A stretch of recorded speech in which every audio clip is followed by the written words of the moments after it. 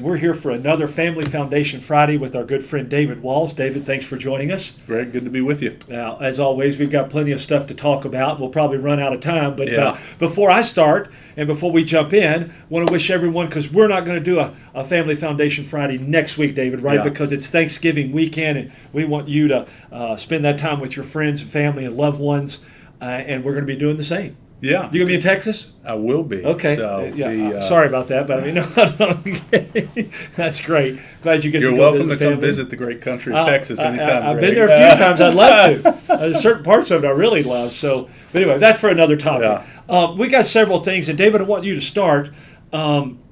You were at the KBC convention. Tell us what that is and your takeaway from that. Yeah, I was at the Southern Baptist of the KBC, Kentucky Baptist Convention. They had their annual meeting, and was excited. We got the Family Foundation sponsored what's known as the Pastors Conference. So it's a conference that they do for pastors the day before the main meeting, right. Okay. and they use it as an opportunity just to bring speakers in to equip and pour into pastors. And this year, the topics were really speaking biblically into cultural issues, particularly issues addressing sexuality, gender identity, some of the LGBTQ issues, and had a number of great speakers. And we were thankful to just come alongside and help be a sponsor of that. We got to share, Baxter Boyd on my team, who's our Church Ambassador Network director, got to share in front of the whole group of pastors a little bit about the Church Ambassador Network. Nice. And continue to encourage folks to learn more about the Church Ambassador Network at our website at kentuckyfamily.org, and encourage your pastor to engage in that. But it was just a good time to be Do you feel good about the way they handled the issues? They took a biblical stance and a great job of that? Biblical stance on the issues. And it was just encouraging, to just hear how the Lord is moving through the KBC and their huge amount of churches across Kentucky, and see how the Lord is moving. So that was good. Yeah. Excellent. Well, we're going to circle back around.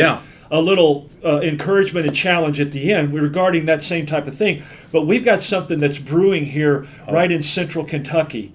And that's a light word for it. I'm using brewing as a light word. It's actually about ready to explode, I think. But there's a lot going on with that. And I'll just mention this. In Anderson County, right here, just 35 miles northeast of us, right here in Lexington, basically, Lawrenceburg, there's a major school issue that hits the legislature. It hits pro-family groups, churches, all kinds of things with the Briscoes. And I know we had Randy Adams on a 3 weeks ago, and Randy was a part of that. But a family in his church. Talk about the Briscoes. I forget, Greg, if Brad Briscoe and his family are members of Randy's church. They share it in his church. But they were, Brad's wife, I believe, worked at the school district. Of course, Randy told his story. He and his wife worked in the school district. And just to remind folks, Randy, took a strong stance against the KDE guidelines on pronouns, took a biblical stand on that.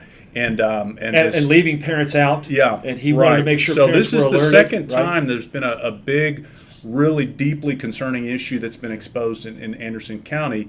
So what has happened now is Randy actually at his church, he allowed Brad to come share his story about what happened. And I encourage folks to go to the Family Foundation's. You can find this if you go to our Facebook page, or if you go directly to our YouTube page. We've got the video of Brad Briscoe sharing his testimony of what happened at the church.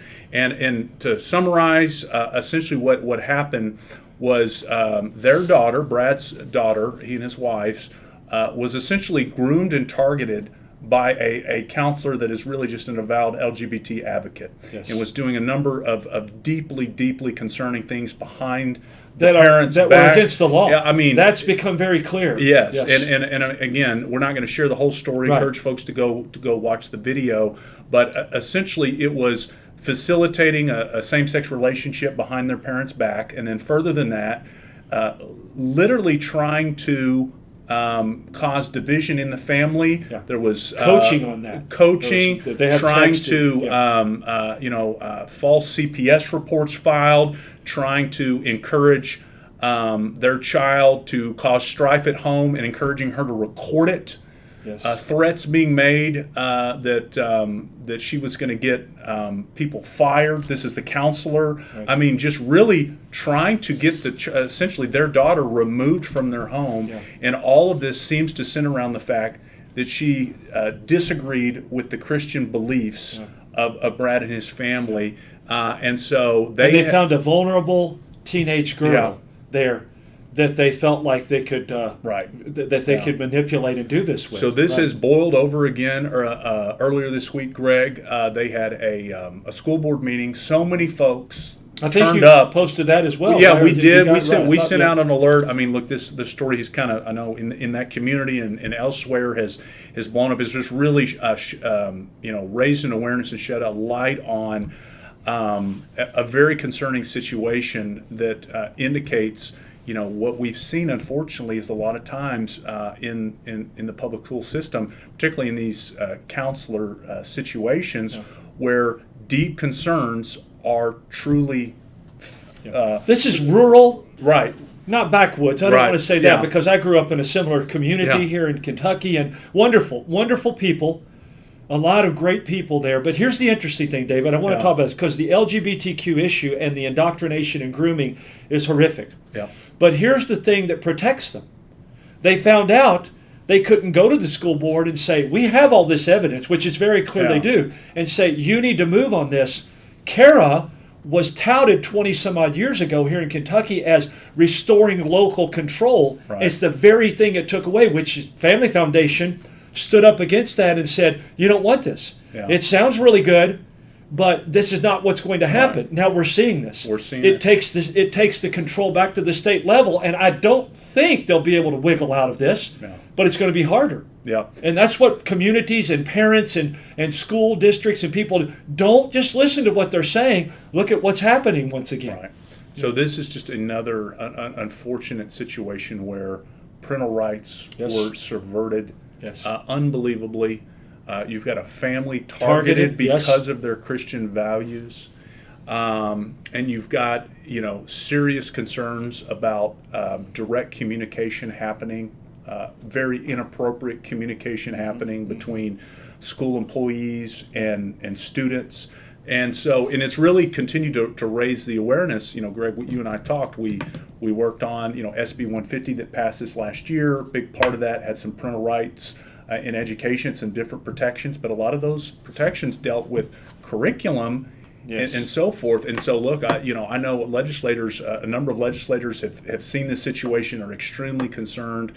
And I think this just reminds us once again that we've got more work to do to protect. I mean, there shouldn't be a scenario where a school counselor in any shape or form is not alone, not just going behind the parents' backs, but even engaging in these kinds of discussions on sexuality issues with students at all. Yeah. Our counselors should be there to help counsel students in academics, preparing them to, for taking the right class, making sure the character development, character destruction. Right. Yeah. So, anyways, this situation is, ongoing.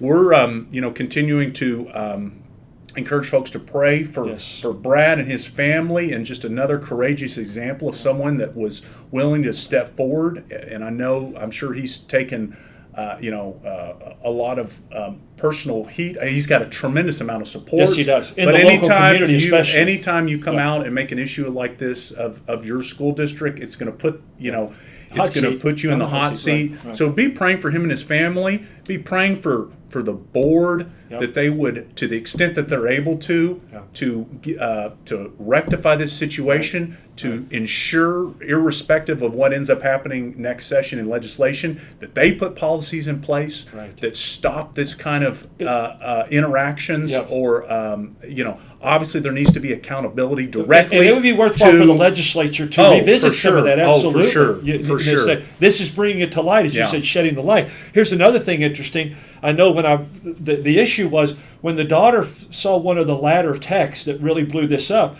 The dad asked her. This is a text from the counselor to the daughter. Ask her, why did you all of a sudden have a change of heart? She goes, I saw that they were way more about their agenda than caring about me. Right. Now that's a huge statement. Yeah. I mean, that's a huge statement from the dad to say they have no reason not to think that. So anyway, well, and it was really a recognition on the daughter's part. Absolutely. It was at that point where she realized, according to Brad's testimony, that this counselor was not looking out for her best interest, was really caught up in the LGBT agenda and was trying to destroy their family. The daughter stood up. I believe it was her that stood up with mom and dad at the board meeting when he spoke. So it was very good. A couple more things before we close out today. You guys, Family Foundation and many other groups have signed on to an amicus brief, bringing us back around to the abortion issue, right? Yes. The life issue with Iowa, I think it is, right? I know, Greg, we broke down and talked about some of the pro-life implications out of the election here in Kentucky.